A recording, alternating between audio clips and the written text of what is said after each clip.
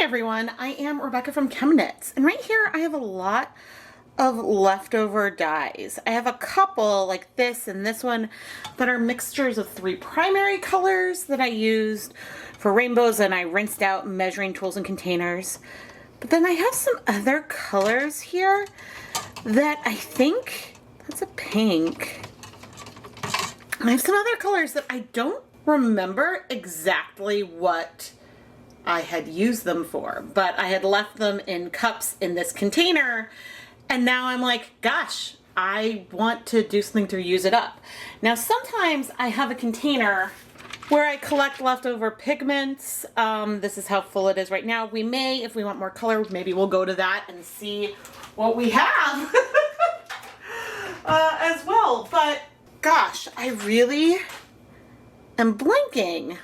And I just remembered. Okay, we have a little bit of some Paradise Fibers Fuchsia, and this is some Paradise Fibers Purple, I believe. And so, yeah, those are just leftover dyes from a project. But now we need some yarn, and we're gonna play. Now, before we play, we have a little bit of a leftover dye bath. I'm doing something a little bit risky because I believe that this had a lot of acid in it.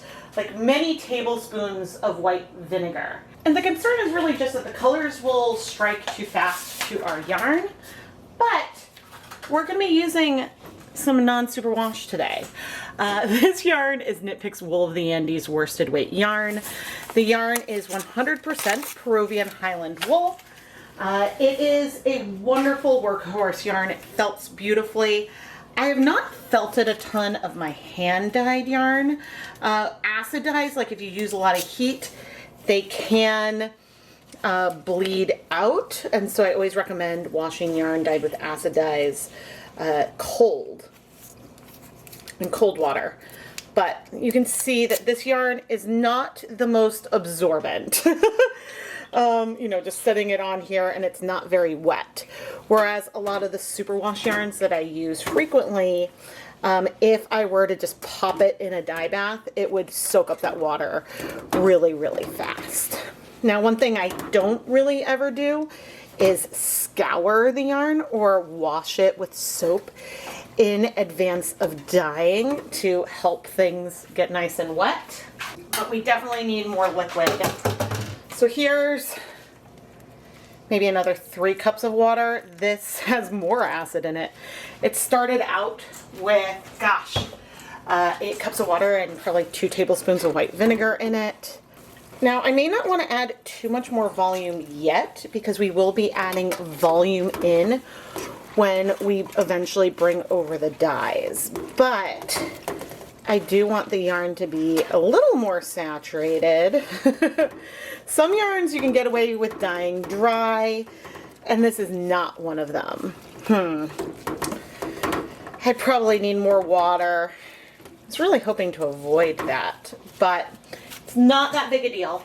Let's grab another, maybe 4 cups. But this is the thing with a non-superwash yarn, like what we're using here today. Just like it's slower for the water to sink in, it's going to be slower for our acid dyes that we're using to strike. And so adding more water isn't a problem, but eventually the more water volume we have in here, the more, eventually the more water volume we have in here, the more colors have a chance to spread. And so the lower we have the water volume, the more likely colors are to stay put a little bit where we've placed it. Ultimately, it doesn't matter too much because we're going to have fun. I am going to want to let this sit for at least 30 minutes just to let the yarn get super wet, and I might come and poke on it occasionally.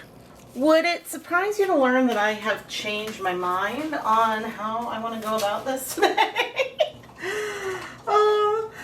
I guess I thought originally that I was only going to do, like, that I was going to go for something variegated. But I think that what I want to do instead is layer a couple of these colors on. Ooh, that's so pretty, that teal. This first side Can work that through a little bit. Okay, and now I'm going to turn on the heat. We have some more pink and purple tones that I think I want to bring in after we've heated things up and let this come set. But I love how neutral that gray is. I suppose while we're here, we have, the other colors we have are a lot more concentrated, but I maybe will just bring over these more diluted colors just for fun. We'll be adding a lot more pigment on the other side, but I'm liking where this is headed. Yeah, originally I thought I would take each color and sort of apply it to a section and work it through, and I decided to kind of do each side of the yarn a little bit separately and just see what we end up with. So I think I'm going to heat this for 10 minutes, and then we'll check back in. Okay, whoa. Those pretty grays. Look at how broken that is there. Now, the interesting thing about that particular color is that it was made with a mix of primaries. And of the primary pigments, the turquoise, the pink, and the yellow, the pink strikes the fastest. And so we're seeing some of those blue pigments move throughout the yarn. And we're seeing a little bit of that in here too, where like there's a little bit of pink in the center right there as well. That is just really entertaining for me because I did not see breaking when I was using a bunch of rainbow colors on superwash yarn, but I think on the non-superwash those pinks just struck that much faster. The rate the colors bound to the yarn was that different. So I'm entertained.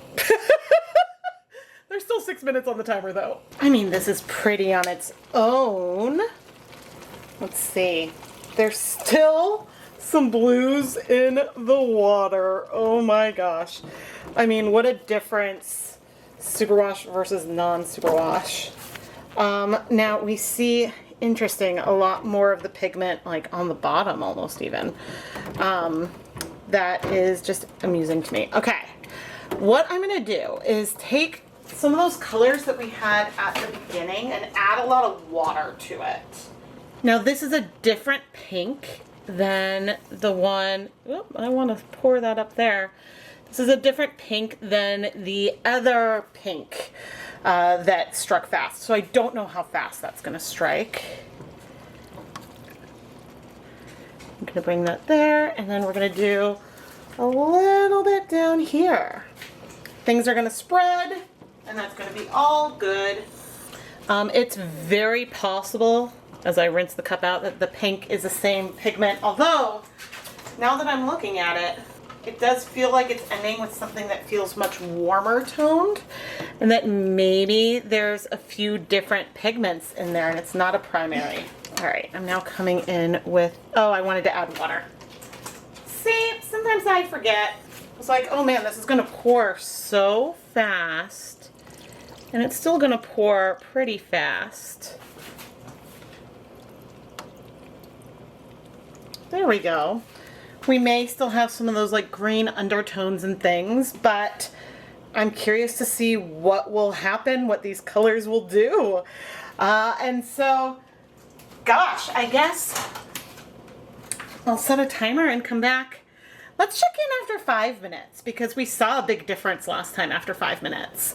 But the first colors we added did have a lot of blends of multiple pigments, so yeah, I mean, I love where we are right now, but okay, I'll see you in 5 minutes. I am so happy. I love, and hopefully some of this will like remain. Ooh, a lot of this color is in the yarn. I think I did check a minute ago, but it has mostly cleared even back there. I love when we have this non-superwash yarn and still a lot of variation to it. This is a yarn base that I use not as often as I used to, but I still use it a lot. And so therefore I am very familiar with the results that I get, and a lot of times things end up spreading a fair amount, which, don't get me wrong, I've done like rainbows and things on it, but I'm obsessed, especially down here, with this effect. And of course we don't know what's happening down on the bottom, but I am beyond thrilled and happy and love just like the free-flowing things we get from a Leave No Dye Behind. All right, I'm gonna set a timer for 25 minutes to finish allowing the color to set, and then we'll be back. Oh, and you may note I did add a little acid down there. There was a lot of pigment down there, so I thought, why not? Why not? But one other thing worth pointing out is that if I had added all the colors at once, we would get less of this beautiful multicolored effect that we're having in here.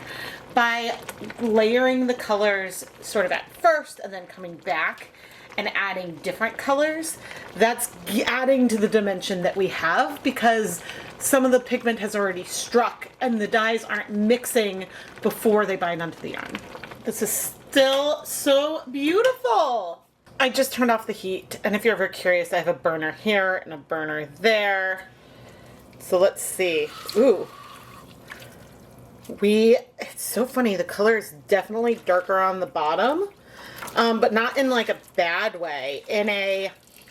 I think that when you pour the dye on, it just sort of gets pushed down, and then we don't see it, which is very different from what we see on superwash yarns. But you can see that color very, very much there. I love that we can see that teal through though. All right, I'm gonna set this yarn aside to let it cool completely. Because remember, this yarn is non-superwash, so we're gonna wanna be careful when we go and wash it. And when in a video I might say, I need to remind myself this is non-superwash, I need to remind myself it's non-superwash, I just try to be a little bit more gentle overall. But yeah, I like what we got. Let's wash our yarn. Oh, she's so pretty.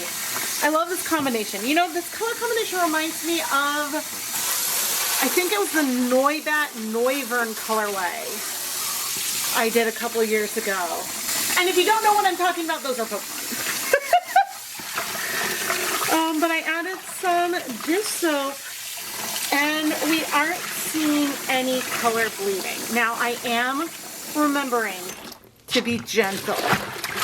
The things that can cause felting when you wash are too much agitation, but also if you have heat at this stage, when you add heat to wool, the fibers sort of relax,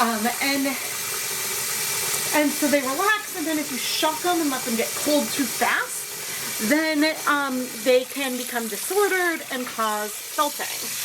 And so you just want to be very gentle and not as rough as sometimes I am with superwash yarns. But I am so happy. All right, I'm gonna go pop this through my spin dryer to remove a lot of the excess liquid, and we're back in focus. And then I'm gonna hang it up to dry so we can take a look at the finished yarn. This yarn is so beautiful. I love that there's a softness to it, but there's also a non-softness to it. So often I feel like I get colors to spread so much on non-superwash yarn that I'm really, really happy with this one. Too bad I don't know how much acid was in the dyebath. You know, sometimes they get effects because I'm just not thinking and going for it. And then later I'm like, okay, let's look back at what I did today so that way I can try to recreate this. Oh, and Rebecca, I believe the dyebath was left over from DYepot PS 97. Oh, and Rebecca, I believe the dyebath was left over from DYepot PS 97. If that helps. One interesting thing about me as a fiber artist in general is that I dye a lot more superwash yarn, but when I am picking out yarn to knit with, I'm more likely to go for something non-superwash. I guess I only started using superwash more once I had a lot of hand-dyed superwash in my collection. So I think that that is just interesting. And I do need to play around with non-superwash more often because I know there's other people that prefer that as well. I am Rebecca from ChemKnits, and there are times when I'm like, man, are the Leave No Dye Behind videos fun? I mean, I love doing it, but I'm like, should it always happen on camera in its own dedicated video? Should I start collecting more of it and combining them into a mega video or something. But then I get a project like this and I just feel, oh my gosh, I'm so inspired and I'm so excited to share this video. Now, don't get me wrong, I'm not unexcited with other videos, but there are times when, I don't know, I feel like I get in a rut and I'm doing things that feel repetitive.